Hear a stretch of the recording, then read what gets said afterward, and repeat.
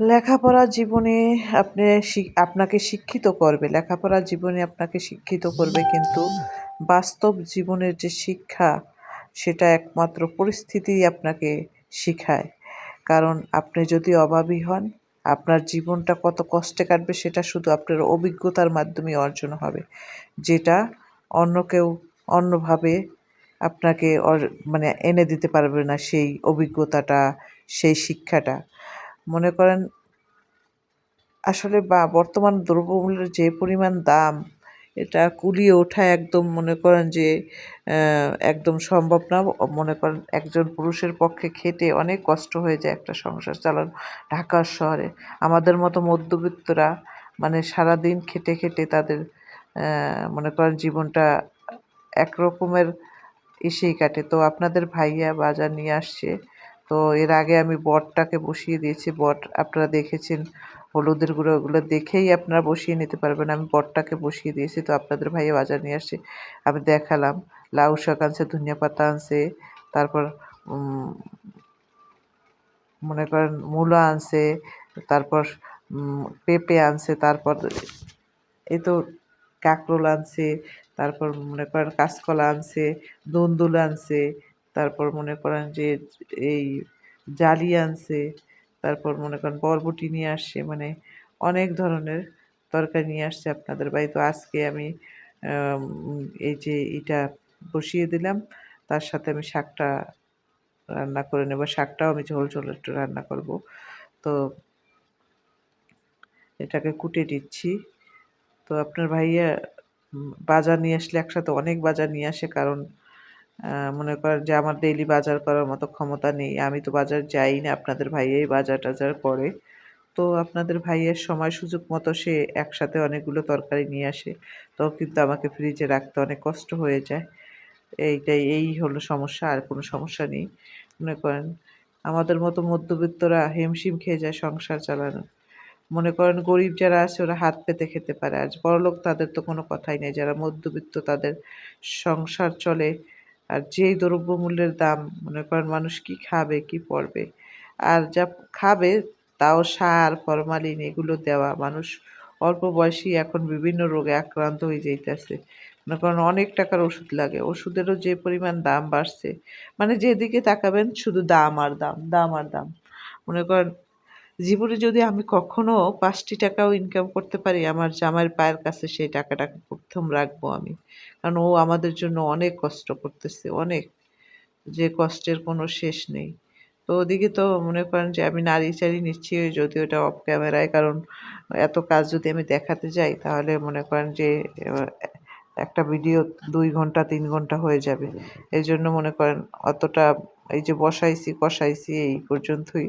মনে করেন কাজ অতটা করে দেখাতে পারছি না। এই তো কাঁচামরিচ আর আমি পেস্টটা একটু কেটে নেব, সেগুলো ধুয়ে নিচ্ছি। তো মনে করেন যে এর মধ্যে দিয়েই মনে করেন ৳২ ৳৪ করেই জমাতে হয়। আমার ঘরের যত, এই তো চিংড়ি মাছ টাছ দিয়ে আমি লাউ শাকটা বসিয়ে দিছি। আমার ঘরে যত ফার্নিচার দেখবেন আপনার ভাইয়া, মনে করেন আমি টাকা জমাইছি, এই তো। আপনাদের আর ভাইয়া আমি আর আমার ছেলে এই তো চলে যাচ্ছি পরীক্ষা দেওয়ার জন্য। একটু ইটে দেখাও তো, ফাইলটা দেখাও।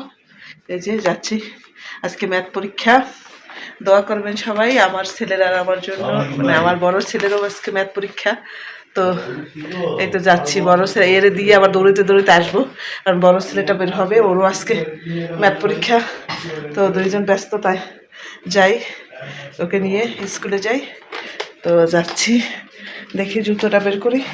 তুমি হাঁটতে থাকো, আমার জুতোটা বের করে যাও।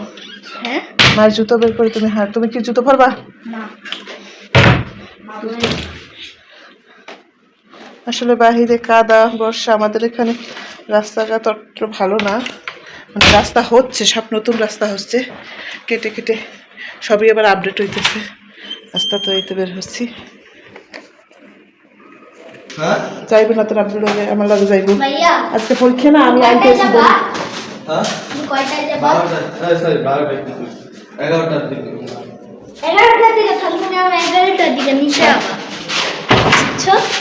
আচ্ছা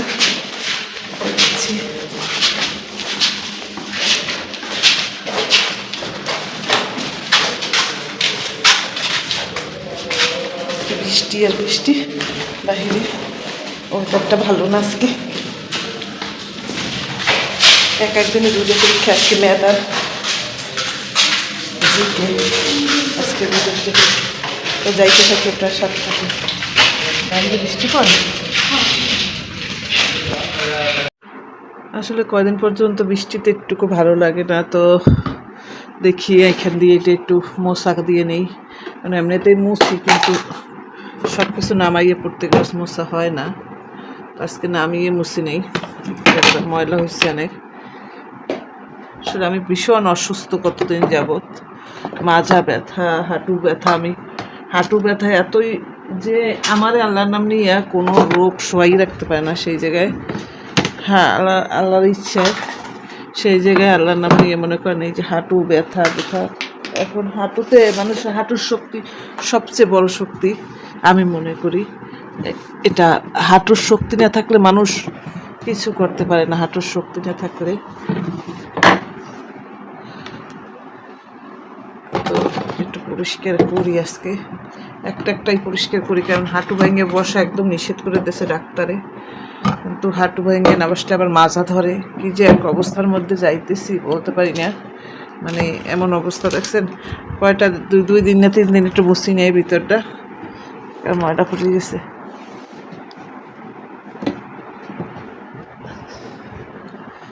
ময়লা ফুটে গেছে অনেক।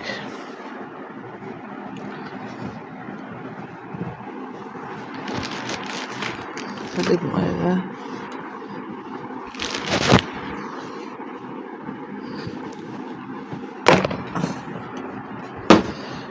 তো এক হাত দিয়ে ভিডিও করতেছি আর এক হাত দিয়ে মনে করেন আমি কাজ করতেছি।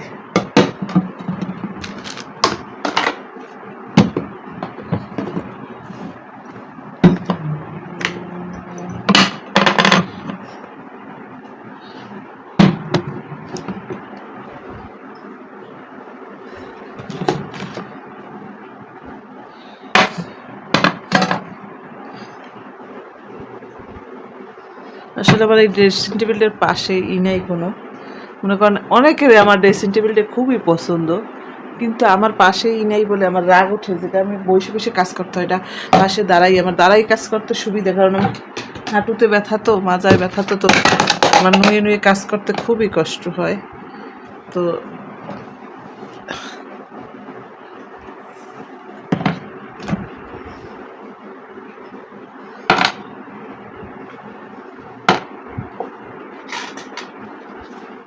তেলটা শেষ হয়ে গেছে, তেল আনতে হইব। আমার ছোটো ছেলে সবসময় নামাজ পড়ে, তো ওই জন্য তার টুপি অনেক, এই যে টুপি তার একটা টুপি দিলে যে কি পরিমাণ খুশি হয় না দেখলে বিশ্বাস করবেন না। এই যে ওজিফা নিয়ে সে বয়ান দেয়, সে সারাক্ষণ বয়ান দিবে, আলতাটা এই জায়গায় রাখি।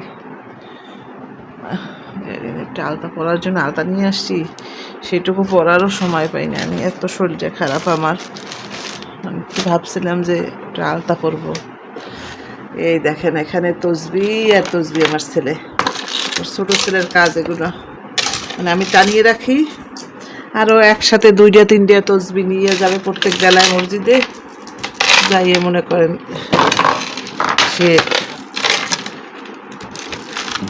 হুজুরদের তসবি দেবে, তসবি দিয়ে পড়ার পর আবার নিয়ে আসবে, মানে সবাইরে তসবি দিয়ে পড়তে পারবে, নিজেও পড়ে অন্যদেরও তসবি পড়তে পারে। তো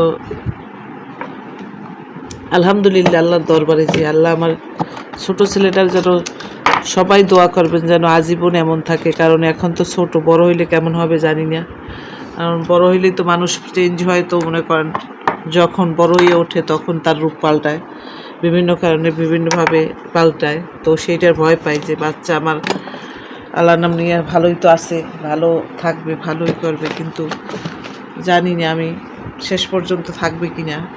সবাই দোয়া করবেন, কারণ ছেলেদের মানুষ করা খুব চিন্তার বিষয়। সব সময় সব মায়েরা অ্যালার্ট থাকতে হয় ছেলেদের বিষয়, কারণ ছেলে বলেন মেয়ে বলেন এই যুগে সবারই টেনশন, সব বাপ মা। আসলে বাপ মা না হওয়া পর্যন্ত না বোঝা যায় না যে বাপ মা হতে আসলে কি লাগে, কতটা কষ্ট, কতটা টেনশন, কতটা ত্যাগ, মানে এই যে জীবনে যত কিছু চিন্তা করি, মনে করেন অনেক চিন্তা করি বাচ্চাদের নিয়ে, আল্লাহ তালা জানি না। মা তো টেনশন হয়, আল্লাহর বলে আল্লাহ টেনশন দিও না, তুমি আমার ভরসা, আল্লাহ ছাড়া উপায় নাই। মনে করেন আল্লাহ ছাড়া আমাদের কোনো উপায় নাই, তসবিগুলো উপরে টানিয়ে রাখবো, আল্লাহ ছাড়া আমাদের কোনো উপায় নাই। আল্লাহ আমাদের সৃষ্টি করেছেন, উনি আমাদের ভালো মন্দ দেখবেন, উনি আমাদের, কিন্তু আল্লাহকে ডাকতে হবে, বেশি বেশি আল্লাহকে ডাকতে হবে। আমাদের এই তসবিগুলো আরও আছে, আল্লাহর নাম নিয়ে কোনো তসবি কিনতে হয় নাই, সবাই হজে যায়, ওমরায় যায়, অনেক অনেক তো অনেক মনে করেন অনেকেই হজে যায়, ওমরায় যায়, আল্লাহর নাম নিয়ে অনেক মানুষ চেনে, অনেক মানুষ অনেক কিছু নিয়ে আসে আমাদের জন্য। যে তসবি আরও আছে, এটা আমি পড়ি আর কেউ সবসময় তো লেগে এই জায়গায় থাকে। আল্লাহ মনে করেন আমার হাতেও ব্যথা, আমি যে মোবাইলটা ধরে কাজ করব তাও পারি না। আপনাদের ভাইয়া কলা নিয়ে আসছিল, কলাটা একটু রেখে দেই। কলা নিয়ে আসছে, ডাবটার ভিডিও করতে মনে নেই, ডাব আমাদের জন্য তিনজনের জন্য 3টে ডাব নিয়ে আসছে নারিকেল সহ। তো আর আপনার আপনার বাইরে খেয়ে আসছে, কারণ এতগুলো টেনে নিয়ে আসে অনেক কষ্টে, তো 3টে নিয়ে আসছে, আর তারটা সে খেয়ে আসছে। তো এই তো মনে করেন পেয়ারা নিয়ে আসছে বাজারের সাথে, তো এগুলো একটু গুছিয়েই রেখে দেই।